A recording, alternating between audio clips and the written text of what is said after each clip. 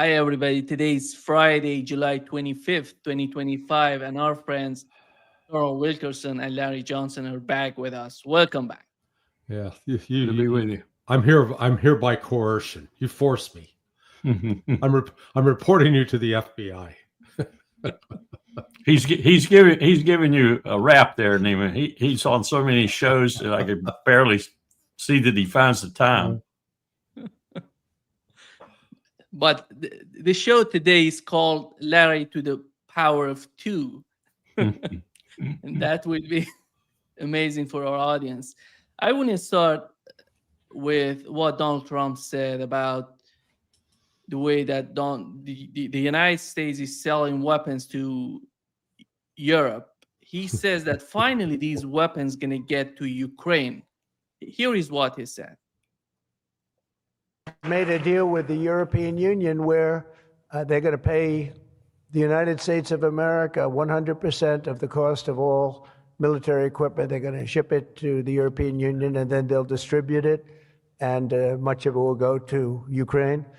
It's been a long time since you've heard those words, because we're in for $350 billion. But now we send it to Europe, and Europe pays, and they were great. We had a tremendous NATO meeting a few weeks ago, and it was pretty amazing, actually, what happened. They've agreed to go from 2% to 5%, and they had 2% where they didn't pay. They have 5% where they've already paid.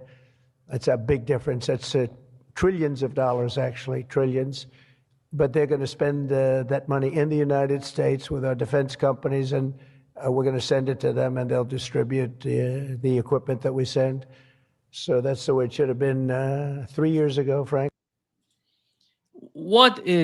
Colonel, what is the difference between the Biden administration and the Trump administration at this particular moment?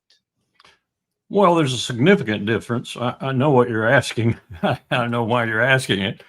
And I could just be blasé and say, yes, you're right. They're both jerks. But what's happening here is a series of lies that are unprecedented, truly. If you just go back and look at what the video of that NATO conference was and look at his performance, it was dismal. I'm sure there were some European leaders who were absolutely puzzled at what Donald Trump was talking about when he was talking, because he was all over the map. But let's just look at some of the things he said there. They aren't at 5% yet.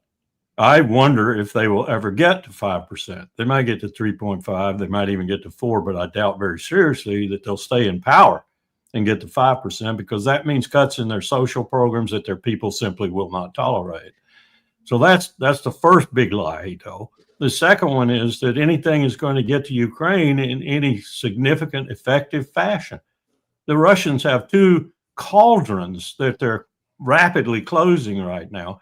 One of them around Bucharest, which is essentially their logistics hub, if you will, in terms of road and rail. So there's nothing going to get to Ukraine of any consequence in the immediate future.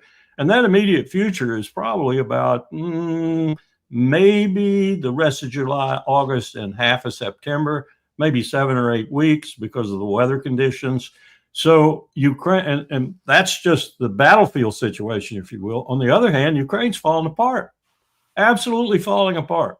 And interestingly, Nima, the videos I've been watching of the protests in Ukraine, I've been seeing how many good-looking, well-dressed 18, 19, 20-year-old men are out on the street, on the square. Oligarch sons, I assume, because they damn sure aren't soldiers, but it's falling apart. It's falling apart for them politically. It's falling apart for Zelensky. It's falling apart for Ukraine in general, certainly for the situation that he set up there, his cancellation or doing away with the two anti-corruption bodies, which we had some do in implementing back in the early 2000s, the George W. Bush administration, because corruption was so bad there. It's just that, it's the icing on the cake, if you will. Ukraine's falling apart. Politically, it's falling apart, and it's being destroyed, and going to be destroyed even worse. Larry, when I asked Colonel what is the difference between the two administrations, the Biden and the Trump administration, I was somehow considering the weapons that they're sending to Ukraine. We know that the Russians were talking about, as long as the United States is trying to send more weapons to Ukraine, this conflict can continue. And here comes the question, why is the Trump administration going in that direction? And how is that going to be perceived, after all, in the eyes of Russians when they see the weapons? It doesn't matter who's sending, who's buying them, who's paying for them, is getting to Ukraine. Finally, they're going to get to Ukraine. Well, in fact, yesterday, I think it was, or day before yesterday, Trump administration announced they were sending Hawk missile batteries, the air defense systems. Those things are as old as me. Okay. Iran-Contra. They're from the 1950s. Okay. Now they've quote upgraded them, but it's still here's Trump saying that he wants peace, but you can't point to a single thing he's done to indicate to the Russians that he really wants peace. They haven't named a new ambassador to Russia. They haven't opened the consulates, Russian consulates that used to be allowed to be open in the United States. Haven't reestablished direct air flights. So flying to and from Moscow is still banned in the United States. They've continued to supply weapons. They've continued to supply intelligence. So, I mean, if I'm impressed with the Russian patience, but Trump hasn't done a damn thing to indicate that he's serious at all about bringing this conflict to an end. And I wrote a piece 2 days ago laying out what the root cause of this is: the expansion of NATO. That's the simplest way to put it. And Russia's demand, was at least in the draft treaty they put forward to Joe Biden back in 2021, is basically NATO needs to back off and get the hell away from Russia. And until that happens, we're going to be in a de facto war, whether hot or cold. Well, let me just add to that. I agree with everything Larry said. But what's going on right now around Kaliningrad, the little Russian enclave just north of Poland and with border with Lithuania, where they have an agreement for rail and highway traffic going through to the Russian territory. What's going on up there right now is absolutely unconscionable given the situation that exists in Ukraine, because we're going to start a war with Russia. We are going to start a war with Russia, and we're going to use that little enclave to do it. Desperate things to be doing at this point. And if Trump knows anything about it, he's a flaming idiot. Yeah. Colonel, when it comes to the concept of the military-industrial complex of the United States somehow benefiting from what's going on in Ukraine, do you feel that, after all, with these weapons being used in Ukraine and somehow experience some sort of new reality against Russia, is that going to benefit them in a long run? Well, they think it is. Let's go back to the very beginning when I was with Chairman Powell in the Pentagon, 93 and 94, in the first part of the Clinton administration, and I agree vehemently with John Mearsheimer, who said the other day, essentially said that it all started with George W. Bush. It started with William Jefferson Clinton. At least John gave credit to the fact that Clinton started the expansion of NATO. He certainly did. But he forgot all about 78 days of bombing Serbia. He forgot all about taking Milosevic and marching him to the criminal court, when we love the criminal court to death. Radovan Karadzic before him. These were all titular Russian allies. He forgot all about how at Pristina, Wes Clark was telling the British general on the ground there as Yeltsin was flying troops into Pristina, challenged them. And the British general said, "I'm not about to start World War III." Well, that's where we are today. We've been doing this since Bill Clinton. We started this process with Bill Clinton, and every president since, with a little bit of slack with Obama, but nonetheless pursuing it to the hilt. We've been sticking our finger in Russia's eyes, both of them at the same time, with this damn expansion. And now it's coming to a head, and Putin has done something about it. And Trump hasn't a clue, Nima. He hasn't a clue. He's lying through his teeth if he does, but I don't think he has a clue. And I think that's even more dangerous than if he's lying. Larry, the same questions goes to you. The military-industrial complex long-term benefit, is that going to come out of Ukraine? So let's talk about what you mean by benefit. Are they getting more money from the federal government? Yes. Are they able to give their shareholders a nice return? Yes. That appears to be the direction. But what both the war in Ukraine and the war in Israel against the Palestinians, and then again with Iran, what it has exposed is how crappy these weapon systems are. I mean, what works? We've already seen that Patriot missiles, they've run out of Patriot missiles. They've run out of THAADs. There's an article in the Wall Street Journal today noting the United States has a total of 7 THAAD batteries, terminal high altitude area defense. 7 of them. 2 of them are in Israel. And they ran out of missiles. And what the article forgot to mention was each of those missiles cost $13 million. Let's take the Patriots. Here's Trump talking about, I'm going to send 17 Patriots. Okay, you send a Patriot missile battery. You're sending, each battery has 4 launchers. Each launcher can carry up to 16 missiles, PAC-3 missiles. And so let's just do the math. Let's just say you send 10, because I can do the math on that a lot easier. So if you got 4 tubes, 16 each, 64. We're going back to 3rd grade here. If you got 10 of those, that's 640. That means each of those batteries has 1 set of missiles that they can launch, and once they launch, they're done. 640 missiles. Lockheed Martin only makes 550 of those a year. Oh, now how many of those do you fire at an inbound uranium? Minimum of 2, usually 4 is better. Okay. And let me just make one point. And when you shoot those missiles, get out, because you're dead. Yeah. So the geraniums that are coming in cost between $20,000 and $50,000. I've seen 2 different figures for them. Each one of those PAC-3 missiles costs $7 million.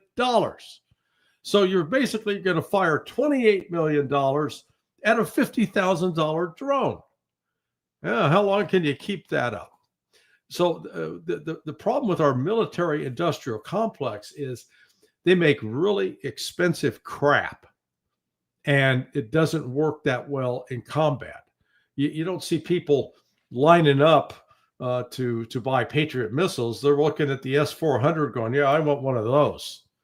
Those are far more inexpensive and far more effective than anything the United States or Israel has. So that's I said, it's a mixed bag. They're making money, and they're going to get more money.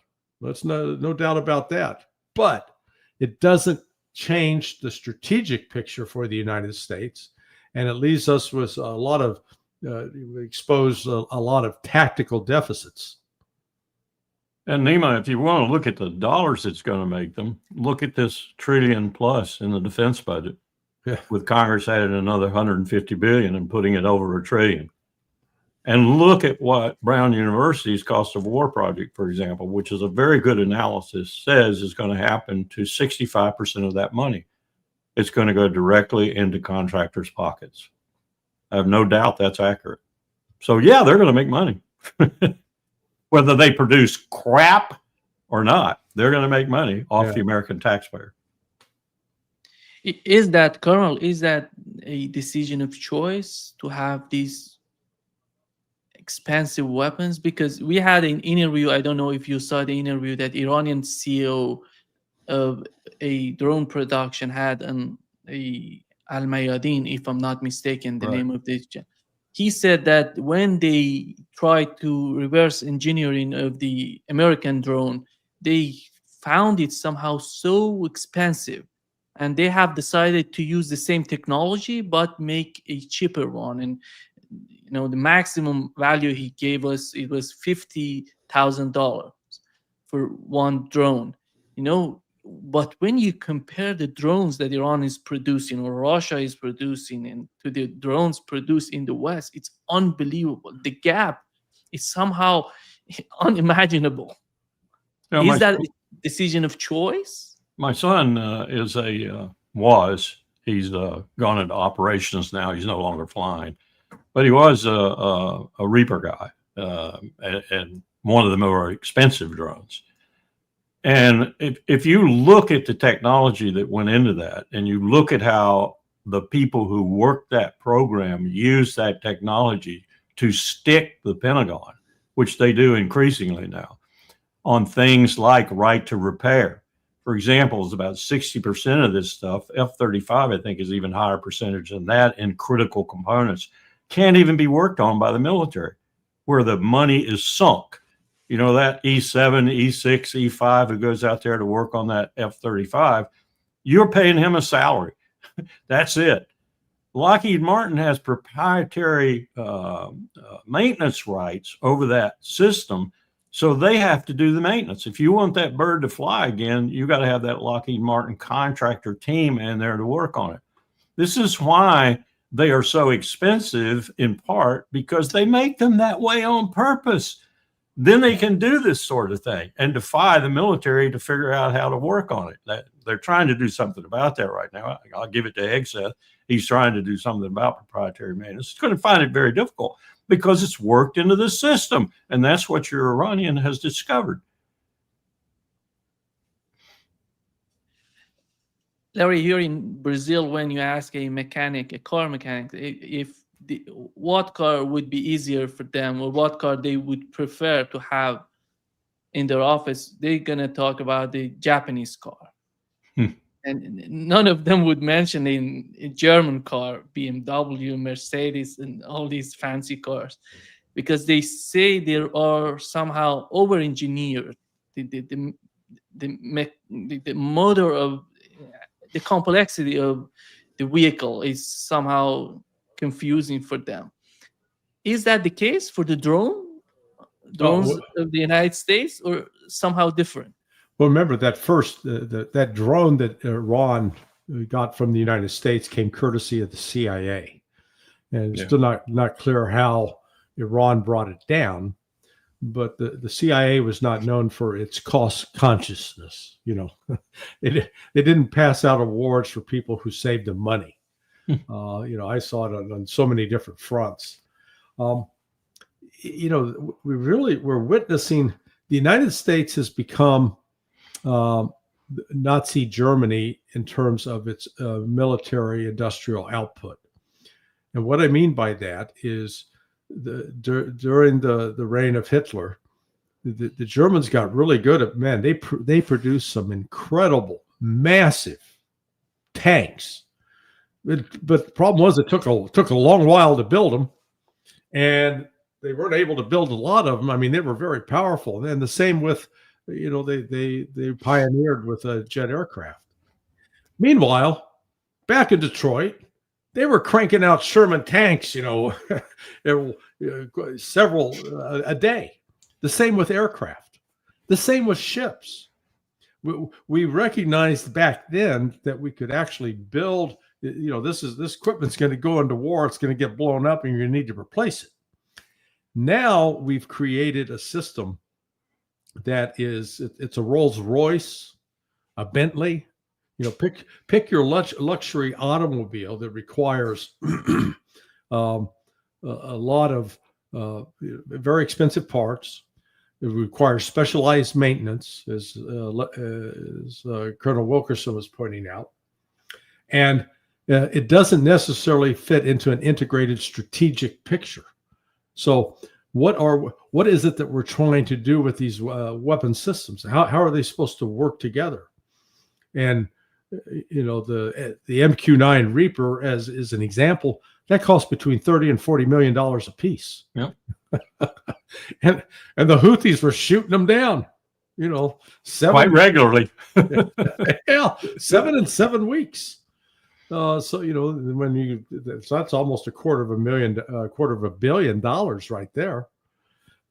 So there is the defense acquisition process in the United States is not guided by any kind of national defense strategy. We're really like, we're sitting there saying, who do we need to attack? And we haven't even planned for what we're going to need to carry that out. It's like right now we keep talking about, we're going to have to take on China. With what? We're going to send ships out that are going to have to stay offshore far enough so they're out of the reach of hypersonic missiles, which we don't have any of. I mean, this is what's remarkable. Some of the most effective technology we don't have. And I know that we were working on it, but we technologically failed to develop these systems. And Nima, I got to throw this out there. I know Larry knows this, but the tank that really ate the Germans' lunch was the T-34. Yeah. And it was a cheap can, but it was fast and it could maneuver around those big, heavy German tanks, and it'd get 8 rounds off for every one they got off. And at the Battle of Kursk, the Germans learned. They were roundly defeated by that little tank. Yeah.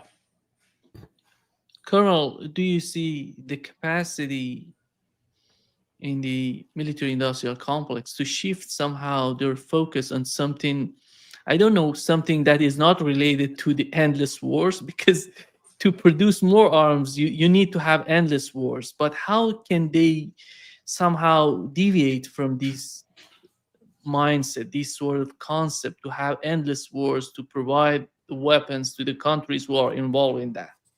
Well, you're assuming that the CEOs of Lockheed Martin, RTX, Grumman, and the other giants that are all colluding now and monopolies, that's very frankly what they are. You're assuming that they're interested in the national security of the United States. They're not, I assure you.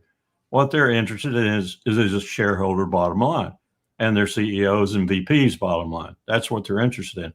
So the more money that pours over the transom, the better off they are. They can go to their shareholders meetings and they tell their shareholders, hey, man, business is great. Wars are all over the place, and we're not fighting in any of them. They're all proxy wars. We're just shoveling this stuff over the transom. And as long as the taxpayers' money comes in, we'll just shovel it. We don't really care about its quality.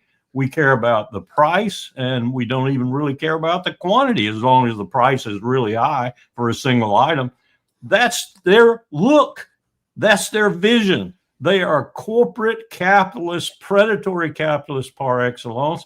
They don't give a crap about the security of the country. Oh, yeah, they advertise in all the military magazines and everything else that they are the reason that the American military is better than any other in the world. But as Larry has said, they aren't. Yeah. They haven't been for some time. And we're smoking some cheap stuff. We're living a pipe dream with regard to the might of the American military. And one of the reasons is that the defense industrial base in this country is utterly broken. It's motivated by nothing but profit, not by the national security interests of the United States. Yeah, and let's just toss in too the other the other dimension of this is that to build some of these weapons, or let's build drones. What do they need? Oh, they need these electric motors. Where do they get those? Oh, China. Well, we're busy pissing off China, and also the explosive, antimony, one of the rare earth minerals. Antimony goes into making explosives for like artillery shells. Chinese are holding back on that too. Yeah. So all of a sudden now we got supply chain problems. Because on the one hand, we want to go to war with China, but we still need a lot of stuff that China makes and that we can't make without them. I mean, it's insane. Yep, absolutely insane. Your point about the cars, Nima, was made in a book called "The Machine That Changed the World." It was a book about automobiles and the automobile industry. And what they found was that Japanese production lines were far superior to German, to American, or any others. And they thought, well, it's because of the Japanese. So then they went and looked at a Mazda line in Matamoros, Mexico, where the workers were Mexican. Now, some of the managers were Japanese. That's the way the Japanese did things in the beginning. They checked those cars. They came out with fewer defects at the end of the production line than any other car being made on the face of the earth at the time. Take Mercedes, for example, it would come out with 100+ defects, and craftsmen would then have to go in by hand and repair those defects before that car went on the market. Toyota, for example, came out with 1.8, I think, and the T100 pickup truck came out with the lowest ever in the history of analyzing the automobile industry. So, yeah, there are people in the world who make really good products, and Brazilians buy them, I'm sure. Remember, with cars, if it's good enough for ISIS, it's good enough for me. When the Japanese gave us 5,000 Jeeps for Iraq in the first Iraq war, we thought that was a pretty good deal. They were good Jeeps. Yeah. Larry, do you feel that the reality of what you and Colonel are talking about, the military industrial complex and how expensive the weapons are, and in terms of the quantity and quality of the weapons, is that recognized by the new administration, No. by Pete Hegseth and his people? Hey, didn't you hear Trump? We got the best military in the world. Nobody's better than us. We got more missiles than everybody. We got more, the guy's delusional. I mean, it's really, I'm sad to admit that I voted for him. But I think he's got as many mental disorders going on as Joe Biden had, just a different category, because what he says is so ridiculous. And he's a salesman, but he's a used car salesman. And I have been doing sort of an informal survey. I mean, with you, you're born in Iran, worked in Germany, live in Brazil. I've talked to a guy named Marcelo. He's Brazilian, lives in Italy. I talked to Geopolitical, who is Indian and living in China, checking around the world. Used car salesmen have the same reputation around the world. Okay? I think I've scientifically established that as a fact. Pre-owned. Yeah. Pre-owned. Yeah, pre-owned. So, yeah. An American euphemism. You pass in front of their office, they're gonna grab you. Oh yeah, tell you what you want to hear. The lying is an art form, and I'm told, Nima, that the CEO of Ford Motor Company right now is driving a Chinese car because he wants to demonstrate to all and sundry that they make a good car. Yeah. Colonel, we had the third round of negotiations between Russia and Ukraine in Istanbul. What are we getting out of these talks, out of these negotiations? Is anything substantial coming out of these negotiations in order to somehow to bring some sort of settlement to what's going on in Ukraine, or it's all about the battlefield, the exchange of prisoners, the bodies of soldiers? What goes beyond that, in your opinion? I think what you said there at the end is what's happening there. It's just battlefield details that can be worked out on both sides, like exchange of prisoners. I don't think anything substantive is happening. As I said, I think it's all coming to a crescendo, both politically and militarily, for Ukraine. I think we're going to see Zelensky gone within this period of time I named as being conducive to military operations. I think we're going to have a new leader in Ukraine, and I think he is not going to necessarily sue for peace. And maybe the Europeans and us might be an impediment to that, but he is going to be different, and he's going to look for a way to get this thing stopped. That's my hope anyway. And I think the only impediment to that is going to be us and the Europeans.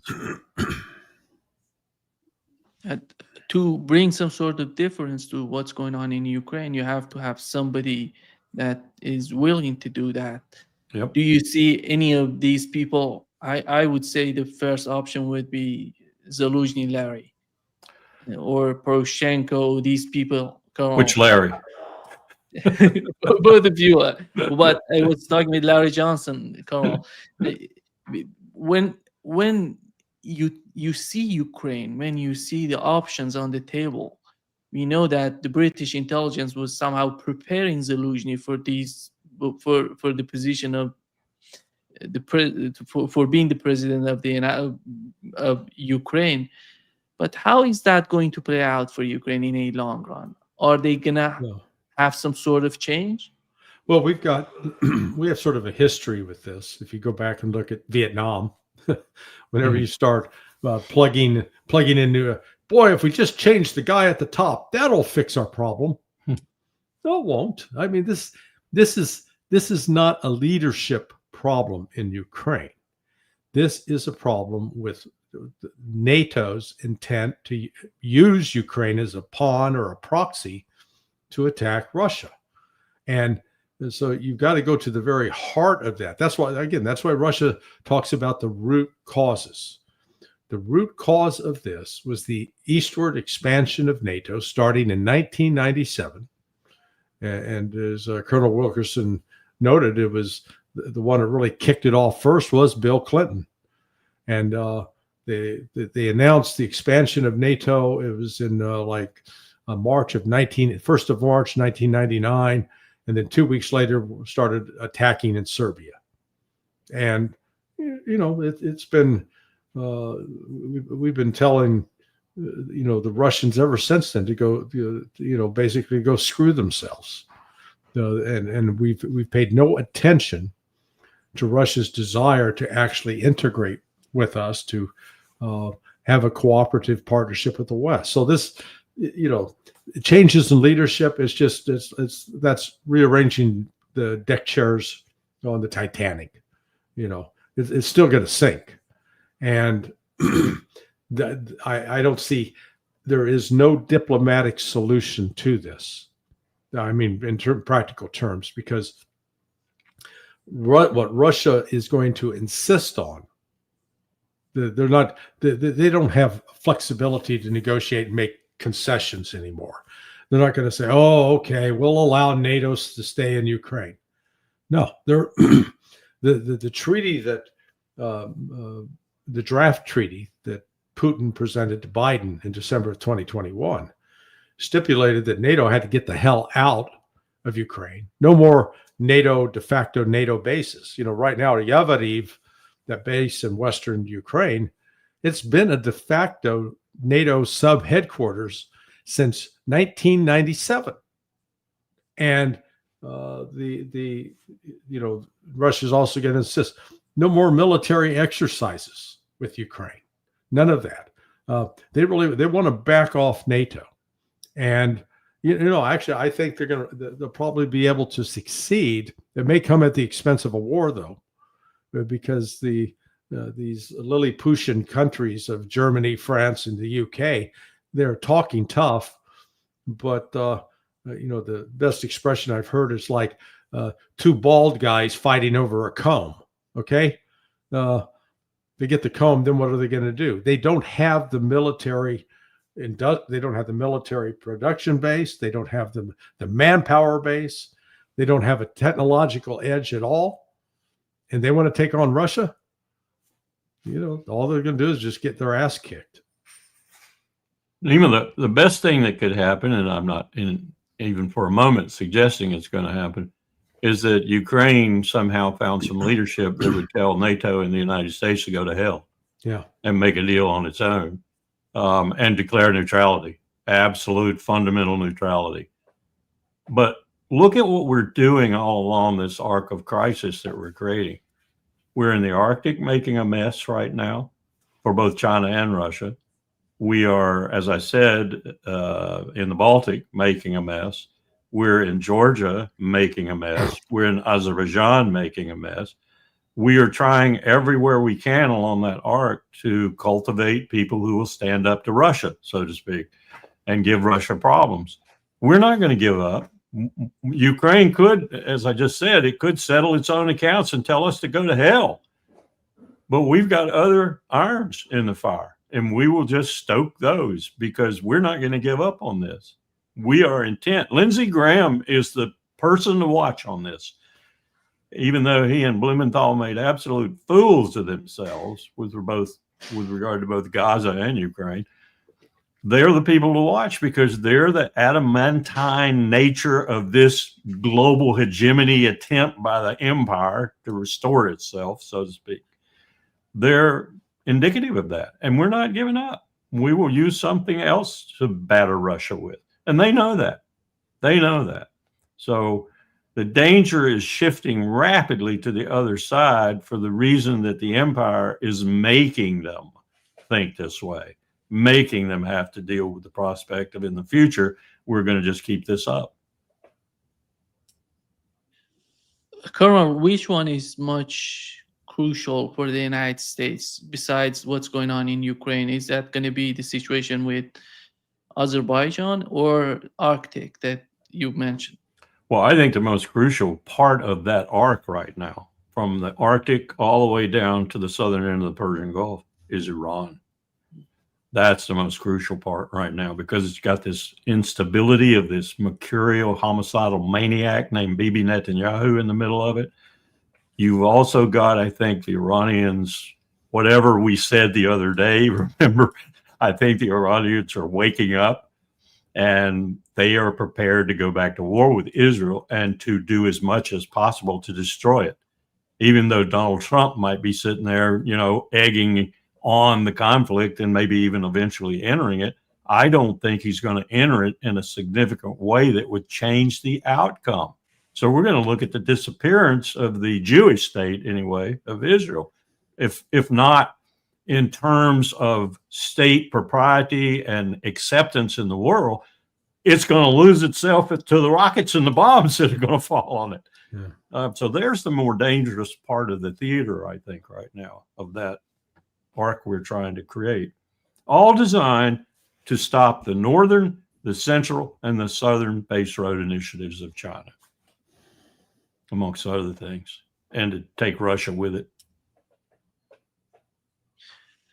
Larry, yesterday I had a talk with Ted Postal, Professor Ted Postal. He mentioned that even after the attack on Iran, the attacks on Iran on the part of Israel and the United States, Iran has the upper hand.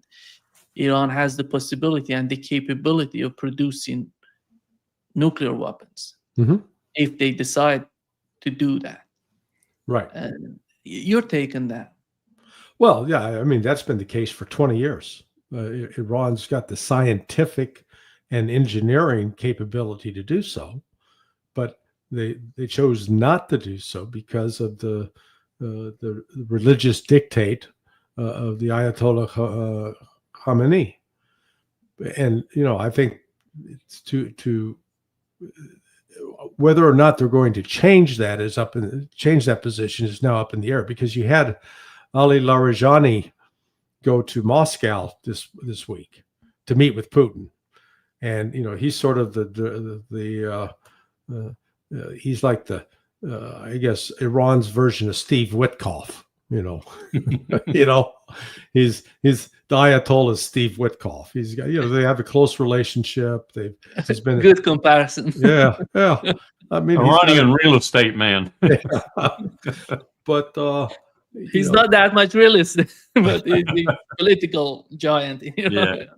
We haven't got a readout directly of what they talked about, but we also saw that the defense minister of Iran was meeting with the Belousov in Russia, the defense minister there, and that there was a joint meeting between Iran, China, and Russia. So clearly, they're not sitting back waiting to see what the United States is going to do. And I think Iran now is in a more proactive position. Whether it chooses to go ahead and create the nuke or not, it certainly not sitting back waiting to be attacked. Now, while that's going on, you do have Iran. They've been meeting. I think they had their second round of meetings with 3 European countries. I believe France, Germany, and the UK. Yeah. So they're, Iran's moving on a variety of both diplomatic and military fronts. And, the United States is sitting back thinking all it has to do is threaten Iran, and Iran's going to, get down on its knees and beg not to be get beaten again. And that's just not realistic. So I agree with Larry that Iran is sort of a priority target for both Washington and Tel Aviv, but it's one that neither has the capability of actually taking out. Nima, I'm gonna go out on a limb here, and I'm going to say that Iran is now decided to do to us what we did to them. And they're going to do it with a nuclear explosion. It's going to be deep underground, just like the North Koreans did. And we're going to have trouble detecting it. And we're going to have trouble determining if it is a nuclear test or just a seismic event. But that's what it's going to be. And then they'll make an announcement or not. They will have fooled us the way we fooled them. Colonel, do you feel still the possibility of a new attack, Israeli attack on Iran? Absolutely. I think Bibi is going to get encumbered seriously here, and he's going to use that to break the chains of that encumbrance, if you will, because the political situation in Israel could go any way at any minute based on a number of different factors over which he has only tenuous control. And when you put them all together and say, well, he's got tenuous control on 6 different factors, everything from the drafting of the Haredi to, the hostage situation and what's happened just now with the hostage situation, and the fact the world is waking up to what he's doing. He's killing 100 to 150 people a day who are starving, coming to get something to eat, and who are thirsty, coming to get something to drink. He's killing them, mercilessly killing them. The world's waking up to that more and more. And people are saying things. Did you see the UK ambassador to the UN? She ripped him a new rear end.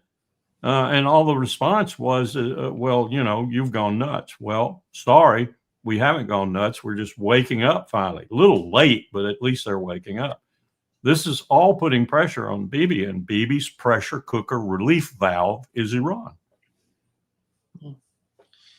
And Larry, we know that France has announced, somehow we've learned from the letter Macron wrote to Mahmoud Abbas, that they're going to recognize the state of Palestine, right, which was condemned by Secretary of State Marco Rubio. What is going on with the mindset of the European leaders? It seems somehow they want to, on one hand, they see the outrage that coming from within the society in Europe toward what's going on in Gaza. They try to deal with that. At the same time, they're trying to protect Israel as well. Yeah, I've been surprised actually at the politics of this, because given the increased number of Muslims and citizens formerly of, say, North Africa, out of Turkey, that are in the UK, particularly in Britain, that are in France, and that are in Germany, you'd think that there'd be a lot more political pressure for those 3 countries in particular to speak out with greater fury in condemning Israel for its genocide. So it's been slow in coming, but you're starting, France is with Macron saying, okay, well, yeah, we're going to recognize you in September. Yeah. Well, what are you waiting for? Do it today. Declare it today. And so he's hoping someone will talk him out of it. Yeah. Well, he's got other issues. He's busy suing Candace Owens. You're seeing also in Britain that Starmer now is, at least he's going to write a stern letter. The politics on this are starting to shift. It's just the question is it going to shift fast enough to save some of these kids that are starving to death in Gaza?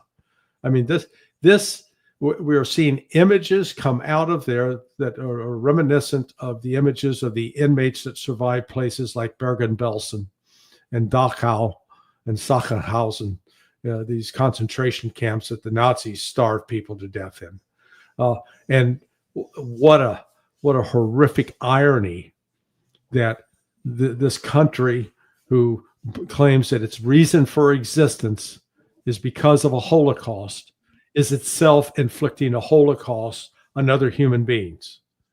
There is no difference between what they're doing and what the Nazis did to Jews, and it's a real testimony to the evilness of this particular country. It's pure evil what it's doing, and it's all wrapped in a bunch of religious nonsense. But the daily images of these children, it's horrific. I think I told you the last time we were together, or I told someone, I can't remember. It's like we were at Wannsee, and Heydrich was coming up with the final solution. That's what the Israelis are doing. Yeah. Colonel, when it comes to the Israeli society, how can we understand the people in Israel who suffered from the same sort of genocide, and right now they're trying to do the same to Gazans? Look at the pictures. Look at the pictures from Auschwitz, from those concentration camps, and look at what's going on in Gaza. They're so similar when you look at the picture, and you would ask yourself, what has happened to these people who were suffering from the same issue? You're asking me to psychoanalyze an entire body of people because, according to polls, most of them agree with what Netanyahu is doing. They don't agree with the hostage. They don't agree hostage situation. They don't agree with Netanyahu's political destruction of their democracy and other things like that. But they agree with what he's doing in Gaza and in the West Bank and elsewhere. I can't do that. I can't. The friend of mine in Munich who sent me a note, she's a Holocaust family survivor. And she essentially said, I'm here. I know what Dachau and Auschwitz looked like, Treblinka. I know, but I'm seeing live streamed images of genocide, live streamed images at humanitarian aid dispensing points. This is far worse as far as I'm concerned. I had something coming from a German who's experienced it herself. She's Jewish. And I don't know any other way to put it. How do people do these sorts of things? I was watching a video that Robert Redford made a second time, watching it just to get some information I needed for a case we're working on that features Leonard Peltier and the Pine Ridge situation. And you had some scenes in there from when the U.S. Army, the 7th Cavalry, did what it did to the Oglala Sioux and kill women, children, babies, and everything else, and all stood around and praised themselves afterwards. And, I'm looking at that and I'm thinking, and then I'm fast forwarding to the 70s when the American Indian movement was being essentially railroaded by the FBI, trying to find people they put on trial and using the Indian Bureau police to do that. Same thing we've done all along with Native Americans. And thinking, well, here we are in the 70s doing that same thing. Had Dick Nixon up there talking about, having to do this, having to get these people strapped down in a chair somewhere or killed. But that's a long time ago. Here we are in 2025, and we're doing it for the TV cameras. As much as Netanyahu tries to obfuscate it and hide from it, won't let the press in, won't let anybody in that is going to show the truth is coming out. And it's inexplicable to me. I couldn't give you an answer as to why these people go along with what they're going along with. Indeed, support it and would go out and help do it if they could.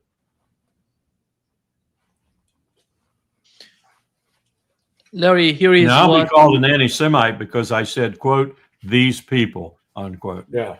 You know, so be it.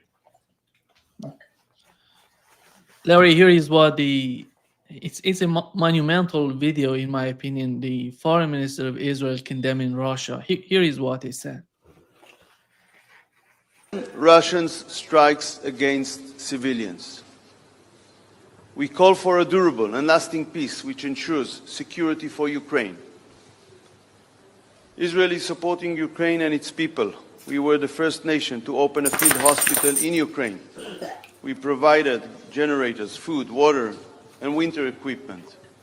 2 weeks ago, I instructed my ministry to provide potable drinking water systems to areas in Ukraine that lack clean water after being hit by Russian attacks.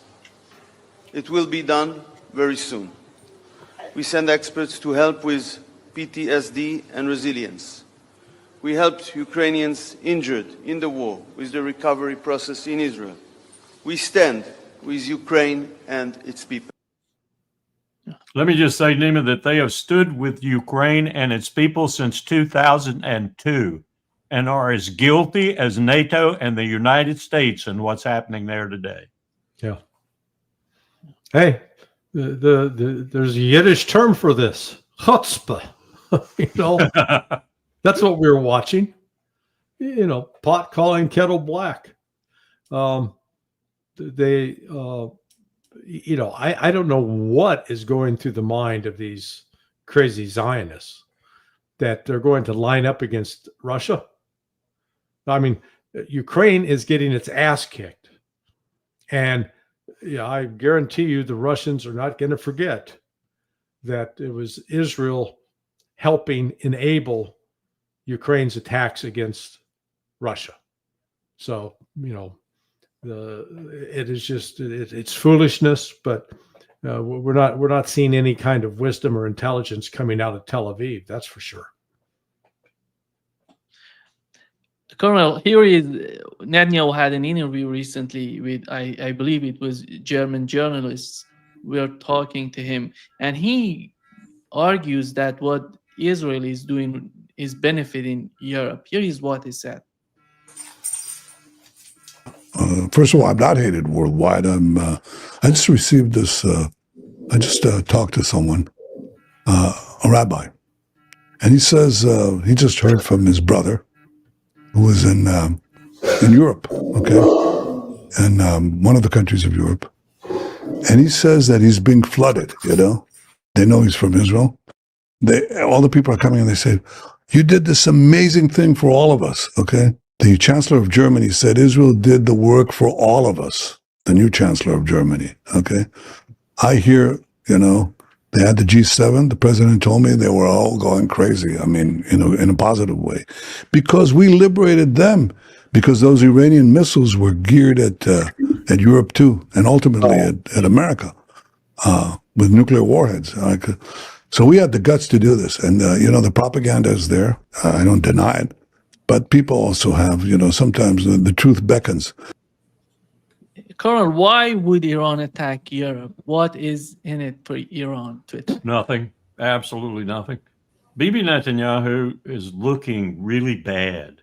I hadn't seen that video. Thanks for showing it to me. He looks more and more like the orangutan or monkey, whatever you want to call it, that he is every time I see him.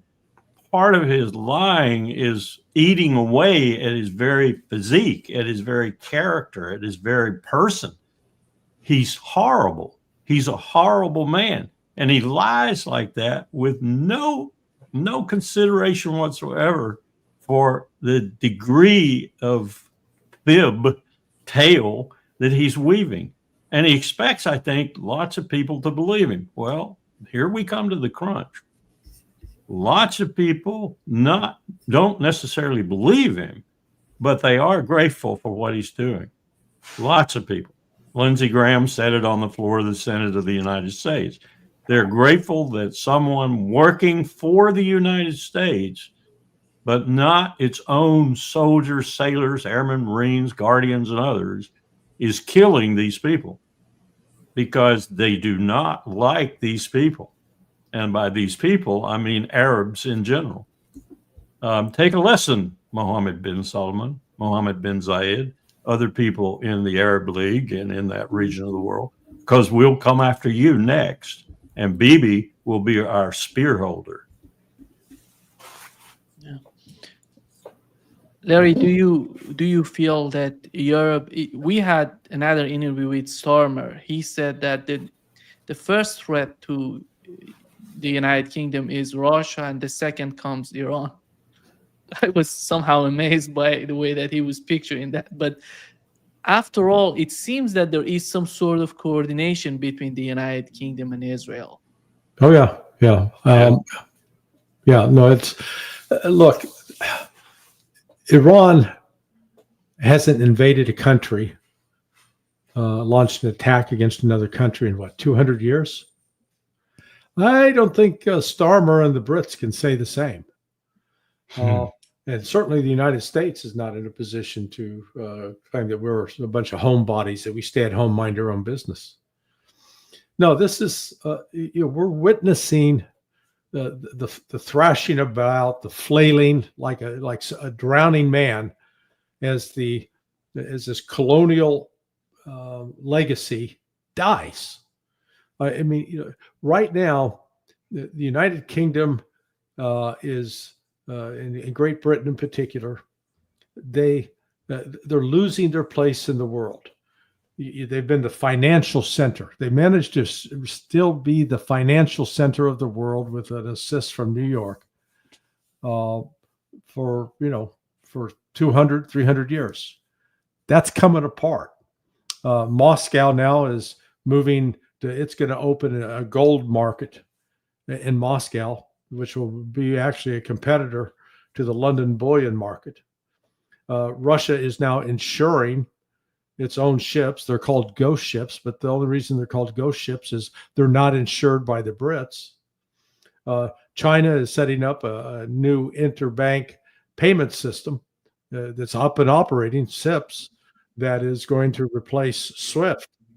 So as all of this comes apart, you still got these attempts to hang on to the past and to assert influence or pretense that they've got power that they don't have. So it's just, I think we're looking at continued chaos, and I wouldn't be surprised to see this end in a war. That when that's all you got left, you set yourself on fire. I agree with that 100%. I think we're headed for a world war. Britain's holdings of U.S. securities, treasuries, is greater than China's now. China's dumped so many. Yeah. You can see in this article, we talked about it before, but when it comes to the way that Britain is just putting all their eggs in the basket of the United States, what do they want? Do you feel that it's not about the production in the United Kingdom, it's about how they're buying these U.S. treasuries in the United States?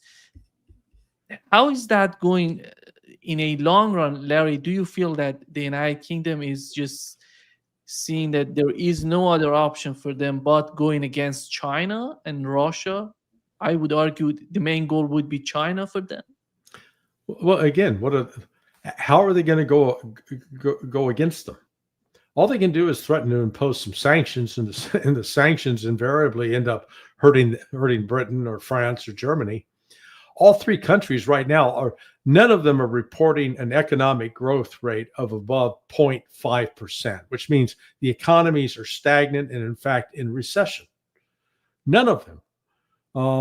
So they're faced with this great economic turmoil.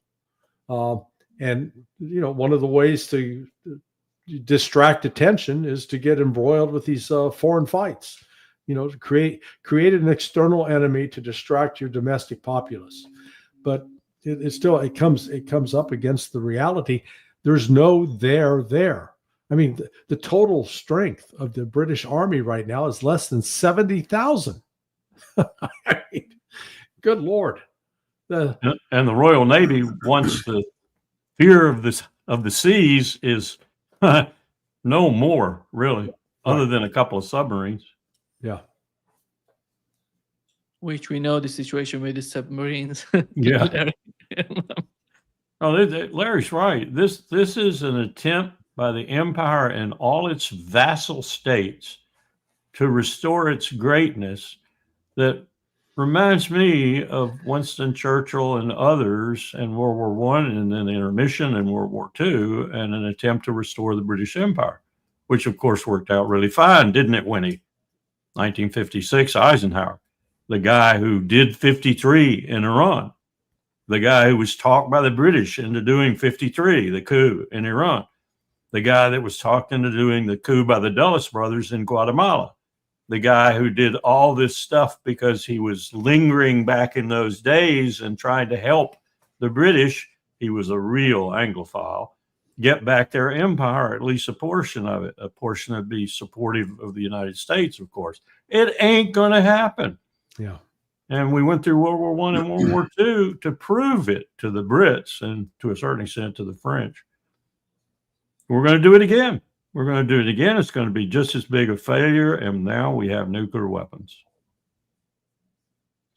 It seems that they're prepared, Larry, to use Germany before they themselves getting involved in Ukraine. I'm talking about the United Kingdom forcing Germany in the front to go to the front line to fight Russians. Well, again, what's Germany going to go with? Yeah. Its army's in the same dismal shape that the Brits are. The collection of them, it's a clown show, really. And the leadership in Germany is completely out of touch with the average German citizen. So, what we're getting right now is just a lot of bloviating, tough talk, but they're not able to back it up with action. They're going to find out if a Taurus missile is launched and hits Moscow, then we are likely to see Russia hit Germany with an Oreshnik, and then we'll be into a whole, we'll be in a whole new territory. But I think the Russians are finally coming to the realization that you can't negotiate with these people. Colonel, the same interview that Netanyahu had, here is what he says. He somehow tries to say that Israel is the United States. The United States is Israel. And I would argue he tries to do everything to save his position in Israel by these arguments. Your take, here is what he said. Fighting us because they say we're America and America is Israel. Let me bring. Fighting us because they say we're America and America is Israel. We have the same free societies, the same free values. They want to drive us back to the dark ages of this tyranny. And Americans who say that, I think, basically say, okay, so you support those who chant death to America, those who want to eliminate America. That's crazy. Who's going to eliminate America? Who's going to... I don't see Russia wants to do. I don't see Iran wants to do it. Well, according to Ted Cruz, God's going to eliminate us if we don't support Israel. Yeah, yeah. That's as clear an expression of a strategy as I've heard from this administration and from the Biden administration too, for that matter. God told us to do it, and that's what Netanyahu is really saying. He's not saying anything positive about liberal democracy or about the state of Israel being positive or the state of America being positive. What he's saying is that God did this, and I am his disciple. I don't think he believes that for a minute, but he's used enough of the imagery from the Old Testament about, Joshua and the walls came tumbling down and we killed everybody, man, women, and children. Then we went on and killed the rest of the women and children, and et cetera, et cetera, et cetera.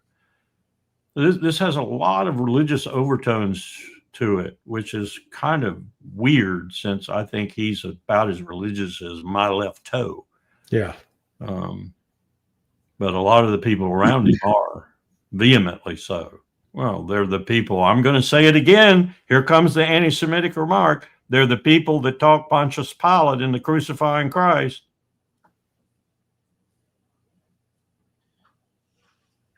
Larry, do you feel that Lebanon, in the case of Lebanon, would be somehow an issue for the Trump administration to deal with? Because right now they're trying to say, here is, let me, before going to the question, here is what the ambassador, I want to show the understanding on the part of the United States when it comes to the case of Lebanon. Here is the ambassador to Turkey, the U.S. ambassador to Turkey, picturing Hezbollah. It's somehow, the picture that he's given us is amazing. Here is what he said. Yeah. He's delusional, he's just out of touch with reality. Notice how he covered his arrow with regard to Hezbollah. Oh, Yeah. You weren't there. I was. Yeah. Actually, Hezbollah was the outcome of what Israel did to Lebanon. Yes. They Yeah. came out of the 83, 82, 83. Yeah. Yeah. somehow these people trying to deal with the issues that they're feeling. They want to disarm Hezbollah with all these rhetorics. But those people who are living there, who are part of the political system, the military of Lebanon, they know the reality. They know the main objective of Hezbollah and what's going on in Lebanon. How do you feel about, Larry, the case of Lebanon and the way that the Trump administration is trying to disarm Hezbollah? Yeah, the problem is they see Hezbollah as the problem or as the cause of the problem. And Hezbollah is simply a symptom, a reaction to the failure to actually have a genuine peace and genuine political opportunity for the Palestinian people.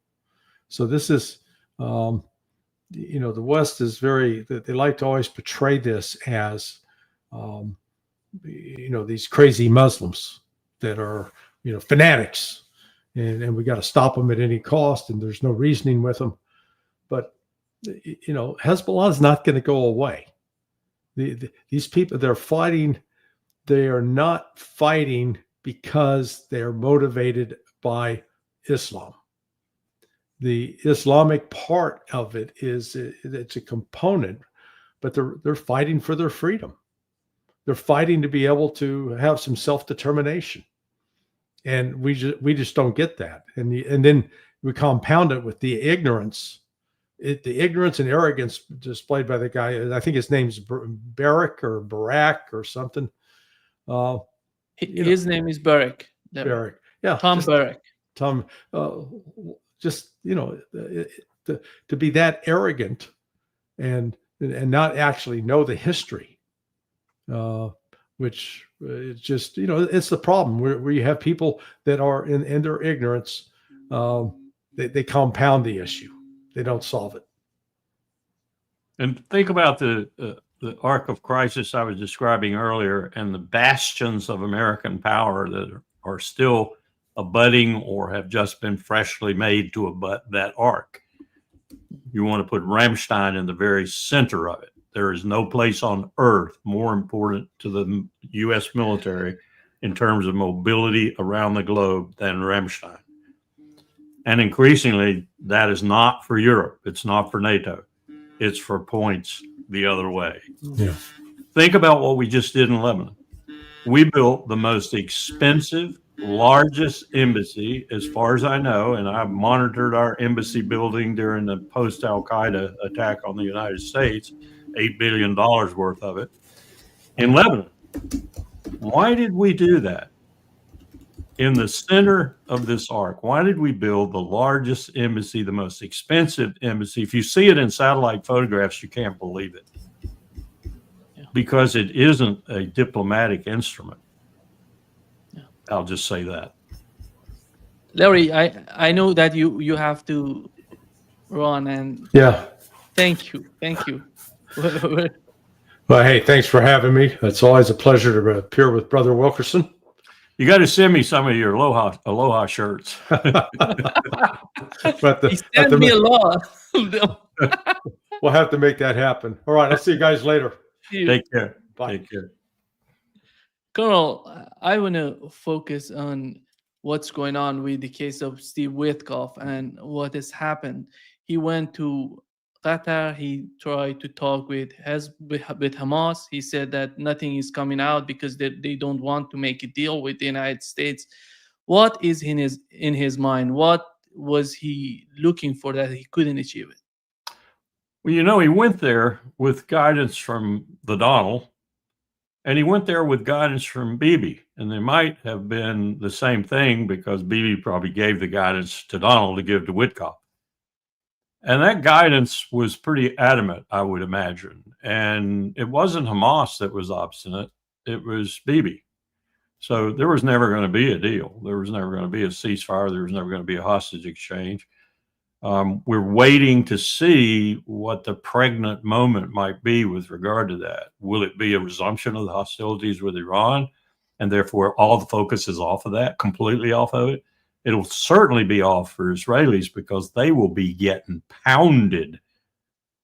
They will be in existential peril from one end of Israel to the other if they resume this conflict. So I don't think there ever was any intention of Witkoff to achieve anything other than what was achieved. Blame Hamas for not achieving anything. Yeah. Colonel, but after all, how do you see the situation in Gaza? We cannot just what we're witnessing with the case of Gaza. How is that going to be? How is that going to convince the Trump administration that is the way to continue with? Because it's unbelievable. You cannot continue with such a situation, with such attacks on civilians. Trump is so embattled right now, Nima, principally domestically with the Epstein case, and what Johnson has just done with the Congress has not made his base any happier. That I don't think he's focusing on it in any serious way. And I think he's just letting things go and hoping and praying that they don't do more damage to him before the midterms. He's almost at times becoming incoherent. If you watched him closely, you don't know what he's talking about or to whom he's talking, whether a message is being delivered or not. I think he's becoming increasingly desperate. And that plays into this. Now, you could say at the same time that the American people and polls demonstrate this across the whole panoply of political entities, Democrats, Republicans, independents, non-committed.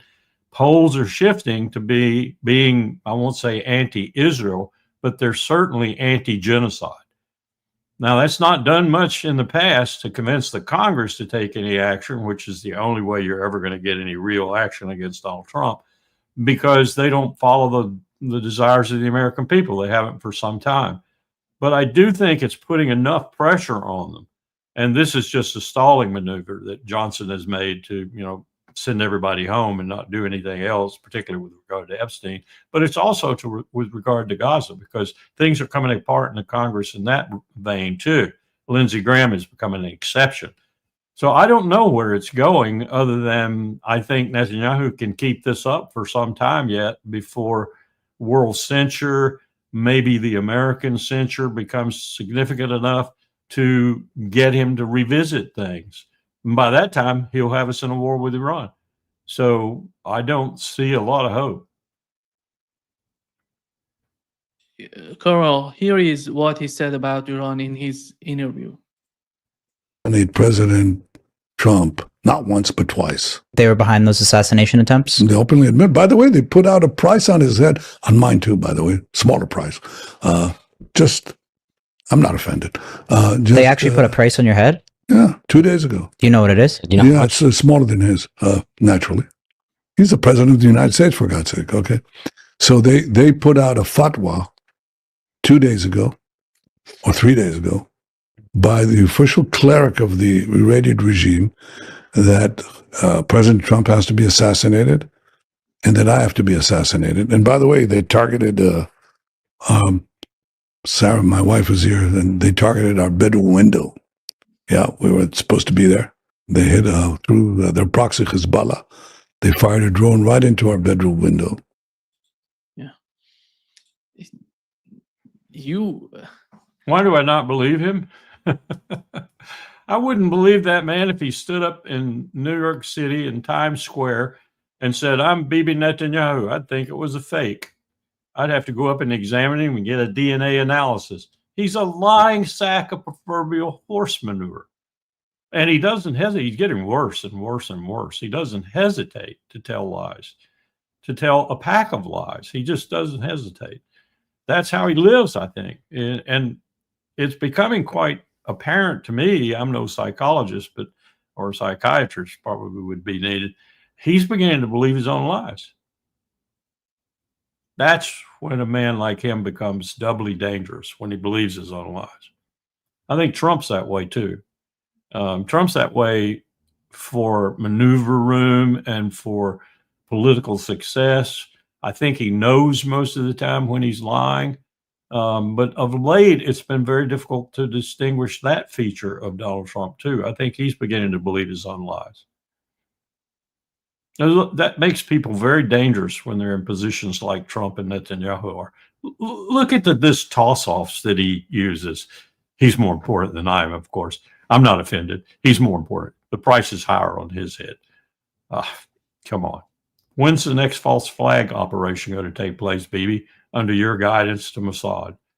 When are you going to make an assassination attempt in the United States on Donald Trump? It'll fail, of course, but you're going to make it. You won't get his ear this time, but you'll make it, and it'll be a false flag, and it'll prove you right.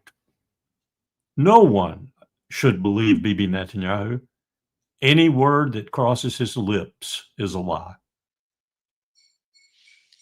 Larry, do you feel that the attack on Iran, what was the outcome of that for Israel's somehow picture in the mind of Arab states in the Middle East? How is that influenced the picture of Israel? Then, because we had an interview, I watched an interview on the Turkish media. He said that they're not thinking of Israel like before.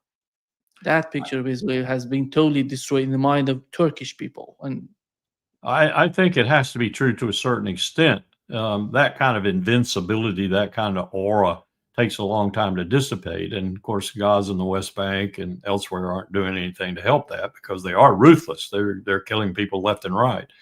And that is a large part, starting with Ben-Gurion in 1948 and his terrorism against the British, but certainly Operation Cast Lead, which is the one I go back to all the time. When was that? 06 or sometime around there. They believe that this kind of action is necessary, and it's not mowing the grass. That's not what it is.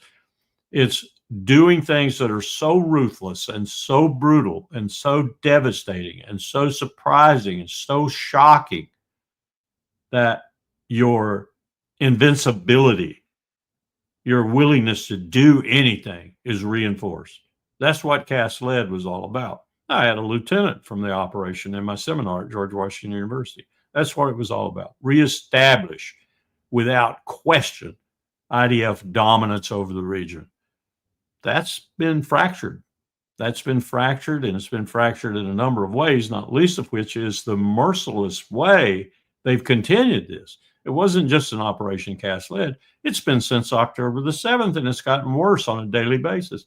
They're murdering women and children and people who are starving and thirsty. They're murdering them because they're coming forward to get the water or the food.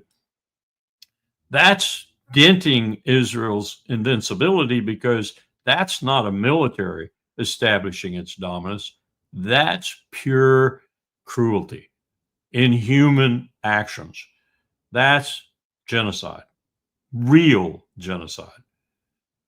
So that plus the fact of what Iran did to them, and it's seeping out now, regardless of the crackdown Netanyahu made on all information going out of Israel about the BDA, the bomb damage assessment, if you will. He's cracked down. He won't let anything go out. He won't let anybody get in. He won't let cameras in or anything like that. But it's gotten out. The information's gotten out. And if we start this again, that's going to deepen and become more profound. As I've said before, I wouldn't be surprised to see other Arab armies enter the fray were that to happen. If it were not for the United States and their fear of the United States, I would say that would be a likely outcome. But I will say it's a possible outcome that others will enter the fray now, because the invincibility of the IDF and Israel in general has been damaged majorly. And you can lay most of that at the feet of Iran and Bibi, because Bibi led everyone to believe that it would be over as soon as the United States and Israel hit Iran together, even though it was only aerial, it'd be over. It wasn't. Not only it wasn't, but now they're probably building a bomb. Larry, in this interview that the Iranian CEO of a drone factory in Iran, he was mentioning that he said the interviewer, he was not shown in the picture because he was somehow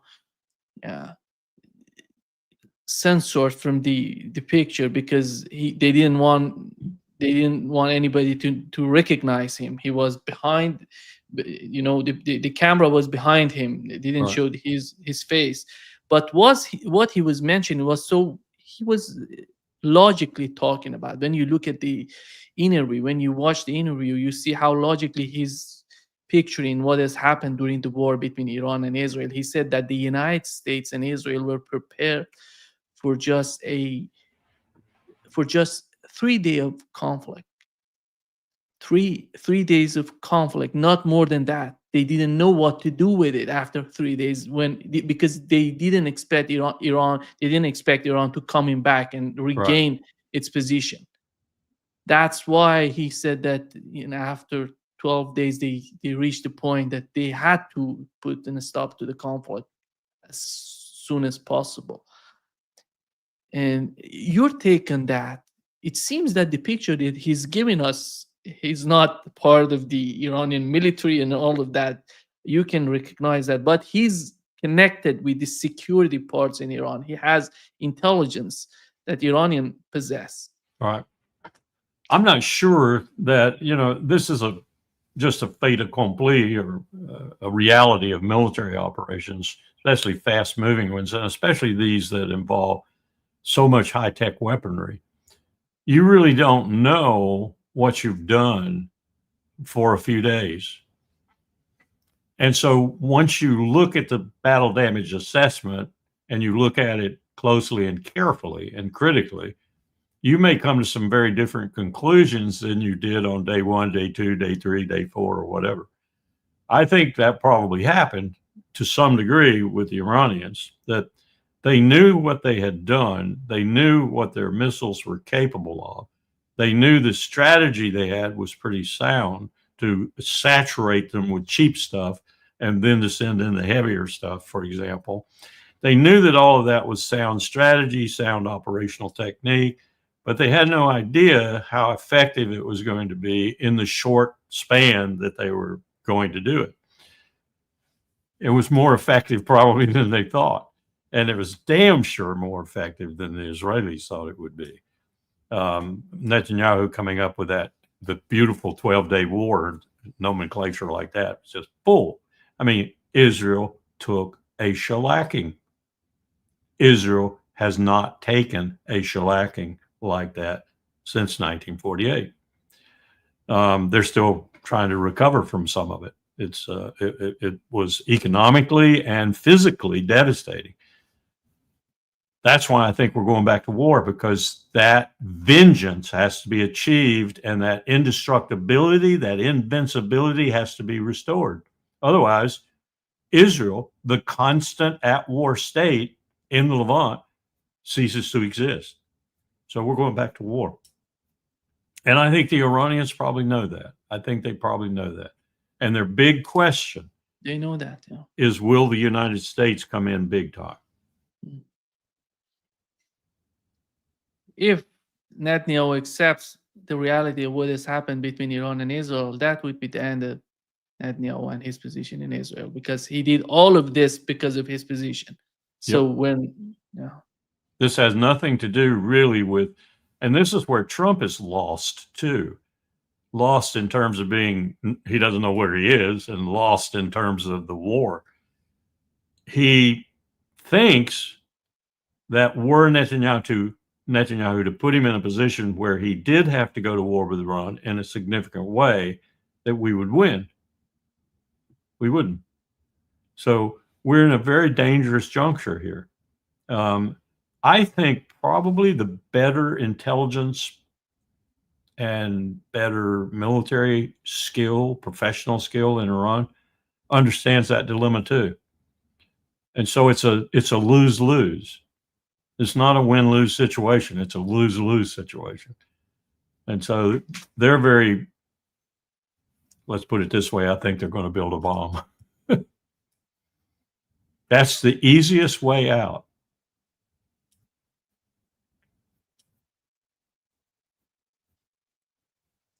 Thank you so much, Colonel, for being with us today. Great Thanks, pleasure, as always. Thanks for having the Larrys. Yeah. The Larrys. It was amazing. Yeah, the Larrys squared. Yeah. See you soon, Colonel. Yeah, take care. Take care. Bye-bye.